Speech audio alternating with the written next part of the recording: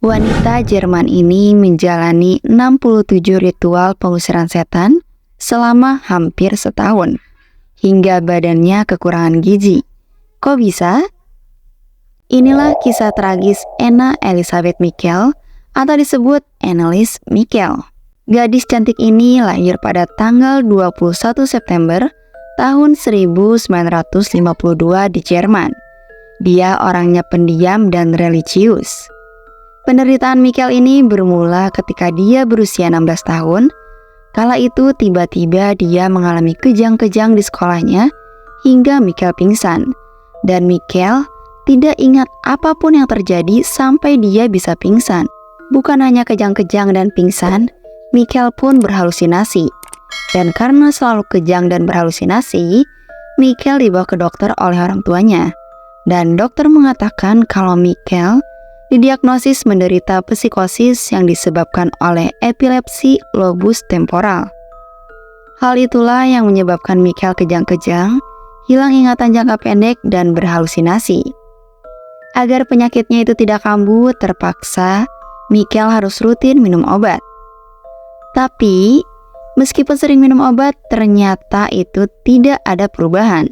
Tidak ada perubahan yang terjadi kepada Michel. Semuanya seperti sia-sia, sama saja.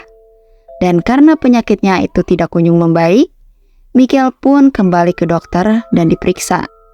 Dan Michel didiagnosis menderita depresi dan disarankan dirawat di rumah sakit jiwa.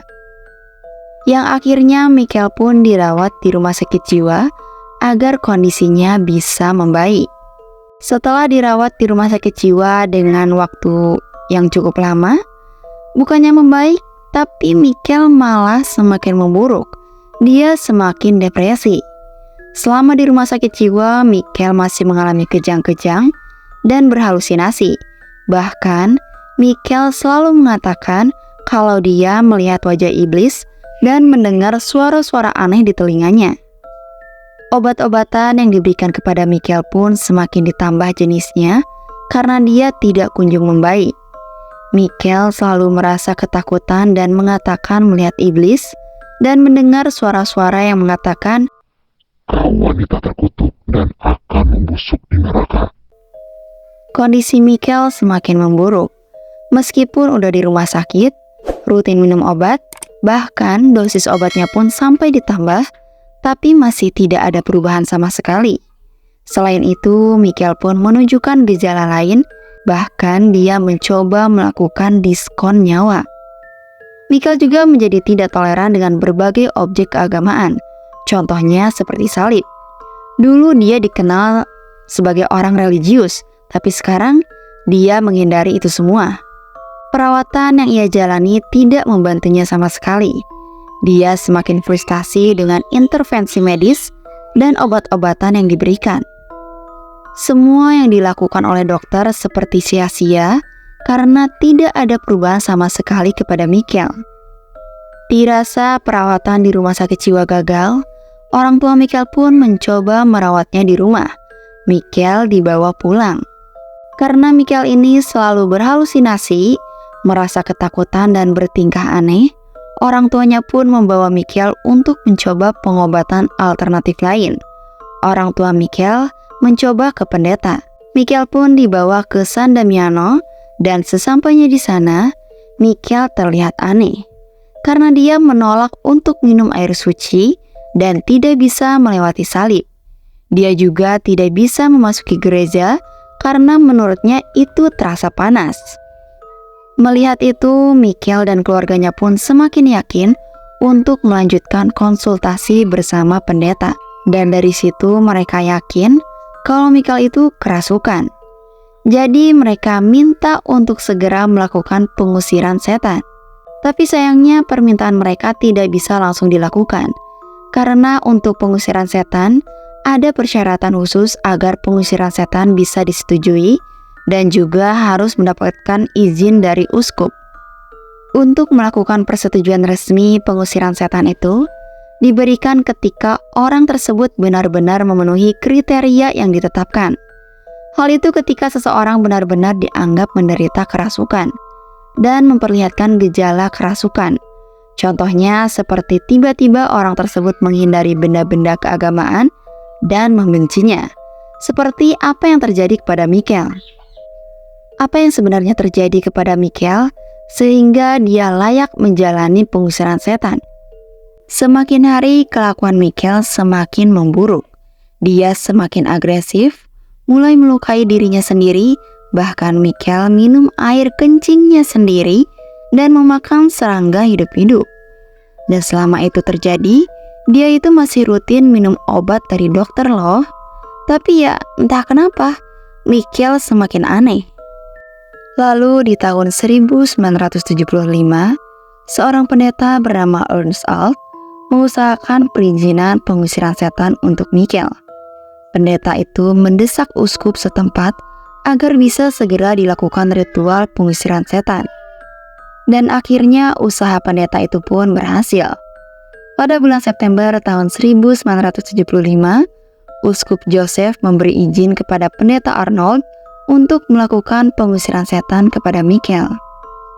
Tapi dengan syarat, selama pengusiran setan terjadi, uskup memerintahkan agar hal itu dirahasiakan.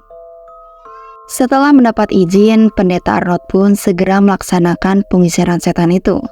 Dan sesi pertama dilakukan pada tanggal 24 September tahun 1975. Meskipun ritual pengusiran setan udah dilakukan, tapi setiap hari Michael selalu mengoceh tentang kematian dan murtad. Dia juga mulai menolak untuk makan. Ketika pengusiran setan dilakukan, pada saat itu orang tua Michael berhenti konsultasi ke dokter. Mereka berhenti memberi obat kepada Michael. Mereka hanya mengandalkan ritual pengusiran setan itu dengan harapan Michael bisa segera sembuh. Karena mereka percaya kalau Michael itu sebenarnya kerasukan, bukan karena penyakit yang lainnya. Ritual pengusiran setan ini ternyata tidak hanya cukup satu sesi saja, tapi sebanyak 67 sesi pengusiran setan dilakukan dan setiap 1 atau 2 minggu sekali, dan itu berlangsung selama 4 jam.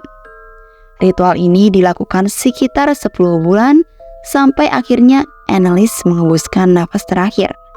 Ya, sampai menghembuskan nafas terakhir. Yang itu berarti Annelies pun tidak sembuh, meskipun sudah dilakukan ritual pengusiran setan. Michael meninggal pada tanggal 1 Juli tahun 1976. Penyebabnya karena dehidrasi dan kelaparan. Itu setelah diotopsi ya. Dan hampir 1 tahun dia kurang makan dan minum sampai kekurangan gizi, dan berat badannya kurus sekali, hanya 30 kilo. Keadaan Michael udah lemes banget, sampai ada di posisi kalau dia itu gak bisa gerak tanpa dibantu. Meskipun udah lemes, tidak berdaya, ritual pengusiran setan tetap dilakukan. Ketika Michael ini dinyatakan meninggal dunia, ternyata apa yang dilakukan pendeta dan orang tua Michael dianggap salah karena dianggap sudah menyiksa Michael sampai dia kekurangan gizi.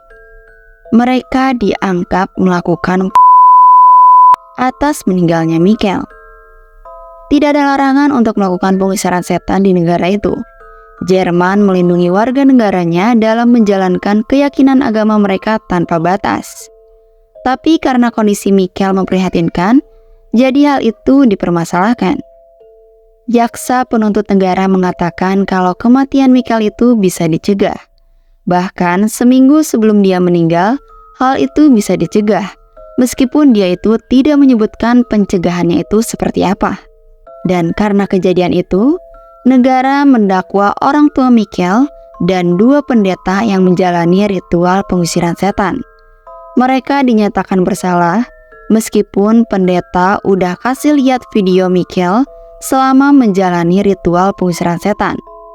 Hal itu untuk menegaskan kalau Michael itu ya benar-benar kerasukan. Mereka tidak ada niatan seperti apa yang dituduhkan jaksa. Mereka hanya ingin menolong Michael. Meskipun jaksa sudah lihat videonya, tapi mereka tetap dinyatakan bersalah. Dan untuk orang tua Michael, pada akhirnya mereka dibebaskan dari hukuman karena penuntut menyimpulkan Orang tua Michael sudah cukup menderita, jadi mereka dibebaskan untuk tidak dihukum. Setelah persidangan dimulai, ada seorang dokter yang menjadi saksi. Dokter yang bersaksi kalau Michael itu enggak kerasukan. Dokter yang menjadi saksi menyatakan kalau hal itu terjadi karena efek psikologis dan epilepsinya Michael.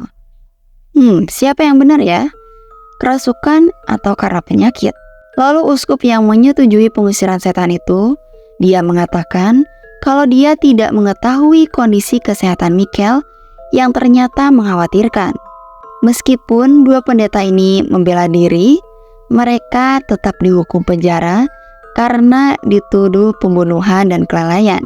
Kasus ini pun viral pada masanya, sehingga gereja yang menyetujui ritual pengusiran setan itu menarik perhatian publik dan media.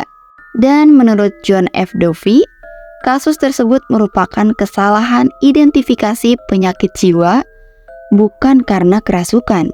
Karena kasus Anneliese ini, jumlah pengusiran setan yang disetujui secara resmi di Jerman pada saat itu jadi menurun drastis. Kalau menurut kalian, Michael itu benar-benar kerasukan atau itu hanya penyakit mental aja? Komen di bawah ya.